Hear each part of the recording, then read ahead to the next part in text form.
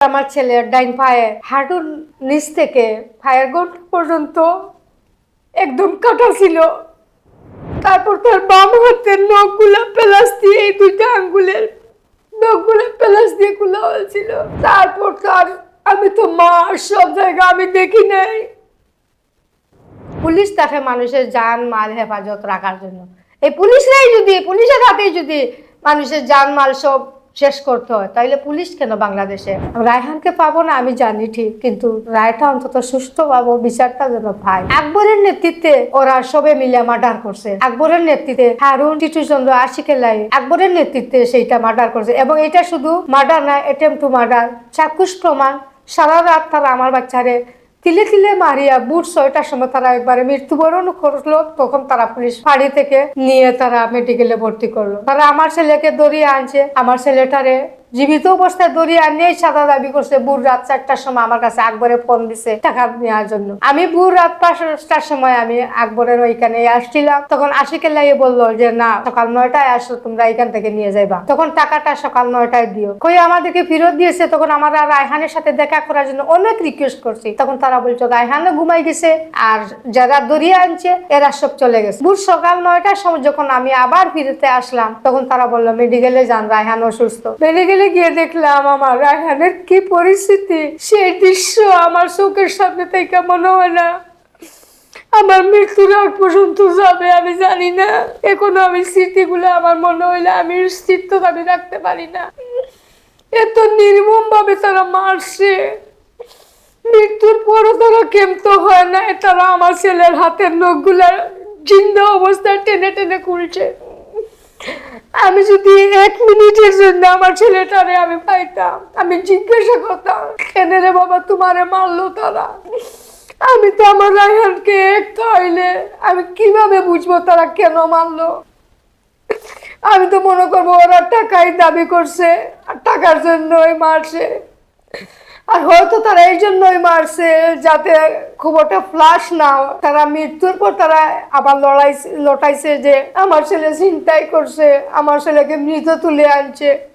তারা আবার আমার ছেলের পণ্যের কাপড় খুলিয়া নদীতে পালাইছে, তাদের একটা পড়াইছে। এত কাহিনী আমাদের পাবলিক দেখে নাই। যখন আমার ছেলের সাথে এই ঘটনা করতেছে তারা দেখছে, তাদেরই পুলিশে সাক্ষী দিছে।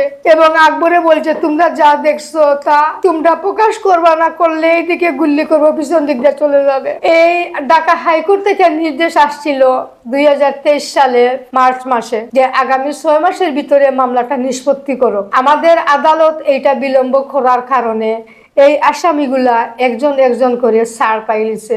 আমি আপনাদের কাছে প্রশ্ন করব, আমি সরকারের কাছে প্রশ্ন করব, আমি দেশবাসীর কাছে প্রশ্ন করব, আমি প্রশ্ন করব বর্তমান যিনি উপদেষ্টা ইনুস সরকার, আমি তাদের কাছেও আমি প্রশ্ন করব অ্যাবুলমেন্ট হওয়ার পর এই আসামিগুলা কেমনে বেল পায়। এই নতুন উপদেষ্টা সরকার, এই আমাদের নোবেল জয়ী ইনুস সরকার আসার পর আমরা মনে করলাম যে উনার কাছে আমরা হয়তো সবাই বলছে না আন্টি আপনি এখন বিচার পাবেন। গত জুলাইয়ের যে ঘটনাগুলা ঘটলো এই পুলিশের মাধ্যমে অনেক বাচ্চারা অনেক মার বুক খালি হয়েছে, আর এই আমার রায়হানরাও এই পুলিশেই মারছে। আর সবাই অপেক্ষা ছিল আমাদের নোবেল জয়ী ইনুস সরকারের উপর, উনি অন্তত বিচারটা দেখিয়ে দিবেন। রায়হানের মেয়ে আলফা এতদিন তো সে ছোট ছিল, 2 বছর থেকে সে কথা বলতে পারে এবং এখন হে কিছু না কিছু বুঝতে পারে। বারবার জিজ্ঞাসা করে যে সবাই তার আব্বুকে নিয়ে স্কুলে যায়, সবাই তার আব্বুকে নিয়ে মার্কেটে যায়, সব কিছুতে যায়, কিন্তু আমার আব্বু একদিনও দেখলাম না। 2 মাসের কথা তো বাচ্চার মনে থাকার কথা না। তখন বলে সে আমার আব্বু আমি একদিনও দেখলাম না। আমি কি আমার আব্বু আর আসবে না? আমার আব্বুকে আর আমি দেখতে পাবো না? যখন তাকে গোসল দেওয়া হয় তখন তার শরীরে 114টি আঘাত পাওয়া হয়েছে, কিন্তু হয়তো ময়নাতদন্তে হয়তো গুরুত্বপূর্ণ ছিল 111টি, কিন্তু আমরা পেয়েছি 114টি। তারপর আমার ছেলের ডাইন পায়ে হাঁটুর নিচ থেকে পায়ের গন্ড পর্যন্ত একদম কাটা ছিল। এমন ভাবে কাটা ছিল মনে হয়েছিল যে বাবা একটা বাঁশকে যেইভাবে কাটিয়ে 2 টুকরা করো সেই রকম ছিল। তারপর তার বাম হাতের নখগুলা প্লাস দিয়ে, এই দুইটা আঙ্গুলের নখগুলা প্লাস দিয়ে খোলা হয়েছিল। আমি তো মা, সব জায়গা আমি দেখি নাই, কিন্তু যারা গোসল দিয়েছে তারা বলছেন তার জিন্সের প্যান্ট পরাইছিল, কিন্তু তার পিছন দিক দিয়ে তার পাছার মধ্যে এমন অবস্থা ছিল, পাছাটা তেতলে গিয়েছিল। পাছাটাকে মারতে মারতে তেতলে দেওয়া হয়েছিল। তারপর তাকে হাতটা যখন পিছনে বাঁধে তখন তার এই দুটো হাতের অবস্থা, এগুলো আমি নিজে দেখছি। আমার এই ছবিগুলো আজও আমার চোখটাকে যায় নাই। আপনারা বিশ্বাস করবেন কিনা জানি না, আমি সহজে ঘুমাইতে পারি না। আমি প্রতিটা রাত্রে আমি 2টা ঘুমের ঔষধ খাই। চোখটা মুছলেই তার শুধু এই ছবিগুলোই শুধু বাসে। জীবনে তাকে কিভাবে বড় করলাম না করলাম, কিভাবে সে ছিল না ছিল, সেইগুলো আমি ভুলে গেছি। শুধু চোখের মধ্যে এই ছবি বাসে। যখন সে ঘর থেকে বাইরে যায়, যেদিন ঘটনা ওই শনিবার ছিল, বিকাল 5টার সময় আমার সামনে সে চা খাইছে। তখন ছানাচুর ছিল, বিস্কুট ছিল, ওইগুলো দিয়ে চা খাইছে। খাওয়ার পর পান মুখে দিছে। তখন আমি বলছি, তুমি যে পান খাও, তুমি সে আমেরিকা যাইতেছিল, তখন আমি বলছিলাম তোমার যে মেডিকেল হবে কয়দিন পর, পান খাইলে যদি কোনো বুকে দাগ পড়ে যায় তখন মেডিকেলে আনফিট হয়ে যাবা।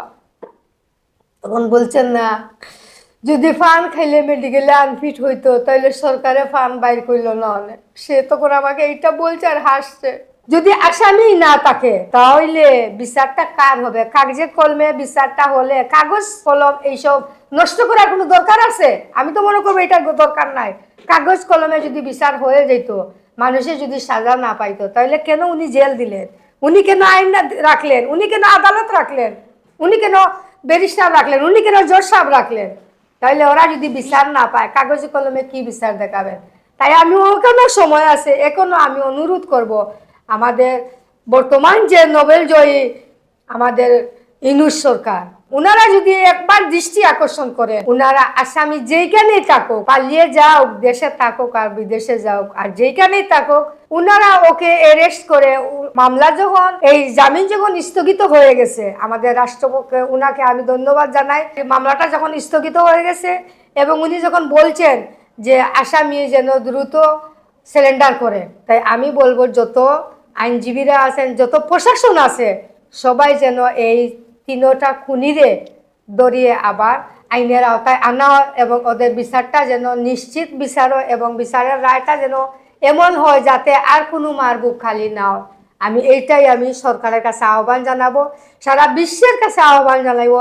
আমরা কথা বলছিলাম একজন ভুক্তভোগী মা যার গর্ভের সন্তানকে নির্মমভাবে সারা রাত পিটিয়ে গুরুতর জখম করে হত্যা করা হয়েছে এবং হত্যার পর নানা টাল বাহানায় পার হয়ে গেছে প্রায় 4.5 বছর। সেই 4.5 বছরের শেষের দিকে বিচার কার্য শুরু হওয়ার পর, রায় হওয়ার আগেই একজন আসামি কিভাবে জামিন পায়, এই প্রশ্ন আপনাদের কাছে। আর এই কারণে যদি আর কোনো মা নিজের কোনো ক্ষতি করেন, দুকে দুকে যদি নিজেকে শেষ করেন, সন্তান হারানোর কষ্টে যদি জর্জরিত হয়ে নিজের ক্ষতি করেন, তাহলে এই দায়ভার কে নেবে?